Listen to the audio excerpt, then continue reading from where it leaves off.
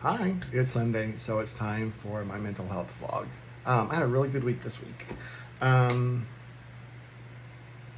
Still going to the gym. My boyfriend and I have been going about 3 times a week, and I mentioned that I hadn't really seen a difference on the scales, and I haven't, like a pound or two, like no, nothing major. Um, but this week I walked by, before I got in the shower, I walked by the mirror, and I stopped myself, and I'm like, so I'm starting to see a difference. I've already had a couple of people comment on a difference, which has been nice. Um, so yeah, it's starting to pay off. I feel better. I feel a little more confident. It's nice to see the results of your work because I don't love going to the gym. I haven't gotten there yet. Some people I know, like, that's their safe haven, and that's awesome. But to me, it's just I leave and I'm sweaty and everything hurts, and then everything hurts for several days. My boyfriend and I went yesterday morning, and it was an arm day for me, like arm and backs and whatnot. And I went to pick up my coffee this morning, and I was like, eh, because I worked like these muscles and these muscles and these muscles and whatever. So I'm doing cardio and weight resistance training, and but I am having a lot of fun doing it. And my boyfriend and I, we talked about it. It's like we don't think we'd still be going to the gym if we weren't going with each other. Like, even if we're just both there with headphones on, zoned out, but there together, it's better than just like going by yourself. It's an accountability partner, and it's something that you can make an activity. Like, I have to go to the gym, or hey, let's go to the gym. It's a mindset. It's more fun to go with somebody else. But mm, and on Saturday, so my birthday is next weekend, next Friday actually, and I decided I wanted to go with a specific look for my night out with my friends for my birthday. And so we went to look to do a little bit of shopping, and I found this shirt I really like. It's an extra large. Now, it is a snug fit because that is a look that I was going for. But even with a snug fit, it's an extra large. And I can button it and be comfortable in it. And I'm like, that made me feel good. That was a good moment on Saturday. About 20 minutes before, I was frustrated. I was just like, my son and my boyfriend were, they were shopping along with me, but I'm looking through stuff, and they're like right behind me, and I snapped. I'm like, can y'all just like not be up my butt right now and just go and let me look, because I hate shopping, and just let me look. So I apologized to them later. I'm like, that was not cool. That was not a very gracious way of me to ask for what I needed, which was just a little bit of space. So always room for growth.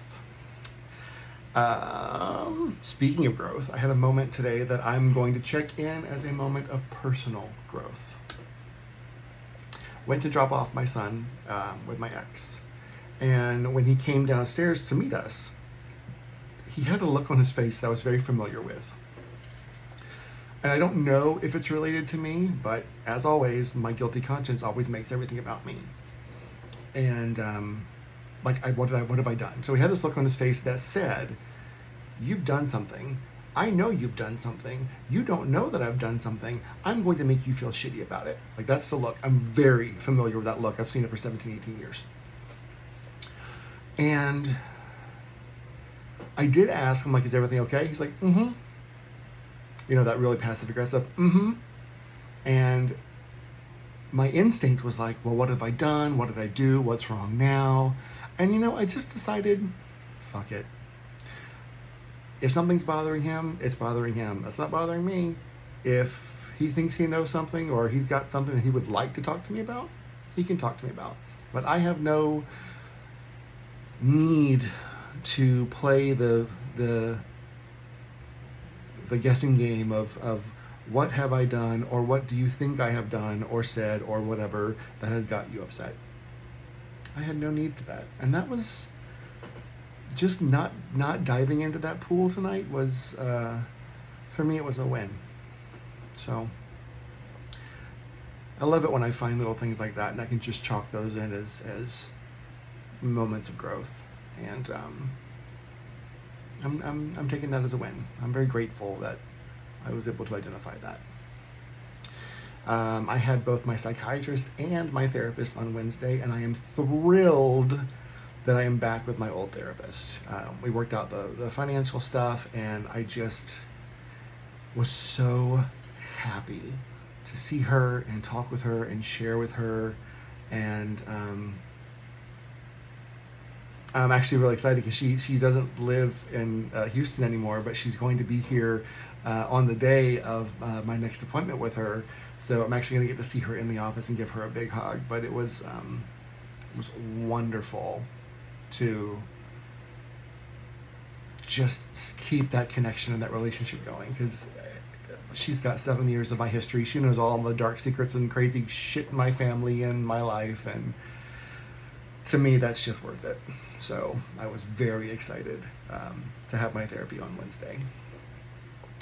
Oh my God. Okay, so we got a air fryer oven, convection oven, multi thing for Christmas, and we've been using it a lot. It's awesome, but I told my boyfriend, I'm like, I want like fried chicken, and he's like, well, can we do it in the air fryer? I'm like, well, let's do air fryer fried chicken. So he had no idea how to do that. He's never done that. Honestly, he's never fried chicken before. But he looked up a recipe and tweaked it enough to make it his own, and he, did what he needed to do. And then, I was in here working. I think it was Monday or Tuesday night. I was in here working, and he said dinner's ready. So I went out there and I got my plate. It had 2 pieces of fried chicken thigh, boneless, and some carrots and broccoli. First off, I've never met anyone that can make vegetables in a way that are healthy and that I'll still eat them. And he's so good at that. But I bit into this chicken, and I had to stop. And I'm like, there's no way this was done in an air fryer. There's no way. I mean, this is like crispy, crunchy, fried chicken. Super juicy. Oh my God, flavored so well. And I told him, I'm like, this is literally the best at-home fried chicken I have ever had. And keep in mind, I'm from the South. My family has roots in that, go into oil, vegetable oil or peanut oil or whatever. So, I mean, I'm from the land of, Paula Deen's fake ass accent and deep fried everything. And this was literally the best fried chicken I've ever had. And it was an air fryer and there was no oil. I'm flummoxed. I'm completely gobsmacked that he even can pull that together. He is a wizard in the kitchen, and you should all be very, very jealous because it's amazing. And he will be making that all the time. I told him for my birthday I want him to make that fried chicken, but turn it into chicken parmesan. So that's what I'm getting for my birthday.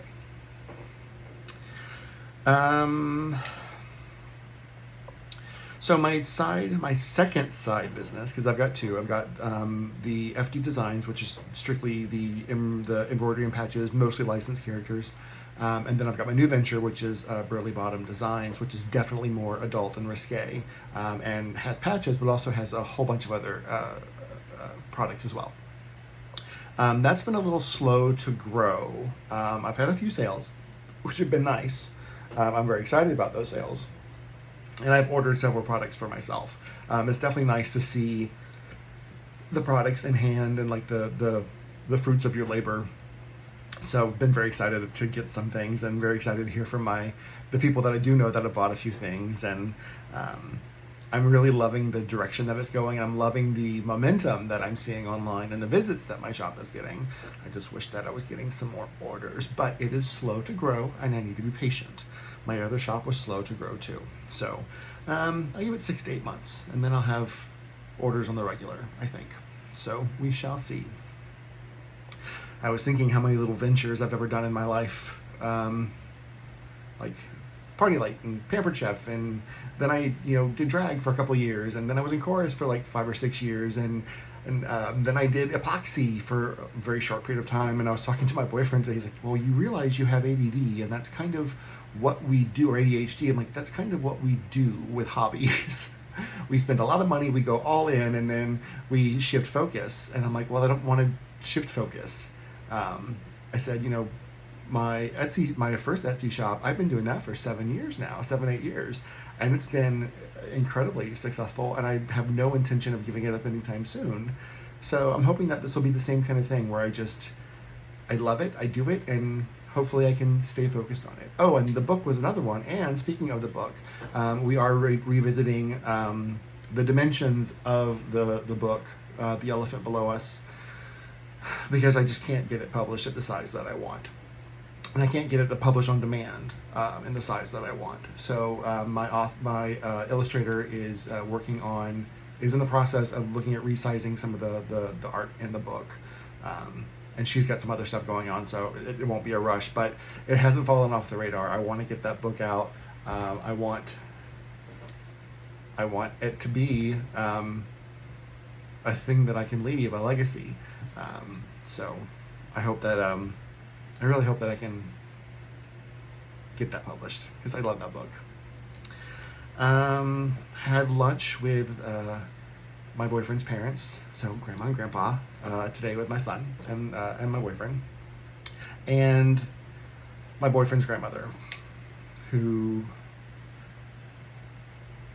I don't love, and I try very hard to be respectful of her.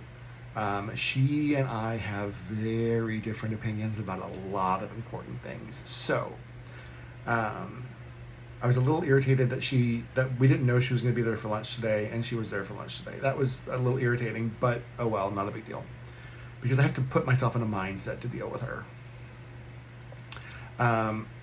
During lunch, she started getting a little preachy with religion, because we were talking, about how every culture and civilization has its own concepts of what the afterlife is like in religion, because we were talking about some tapestry, some Egyptian tapestry that was on the wall, and it was a depiction of the story of the weighing your soul light as a feather, then their afterlife judgment system.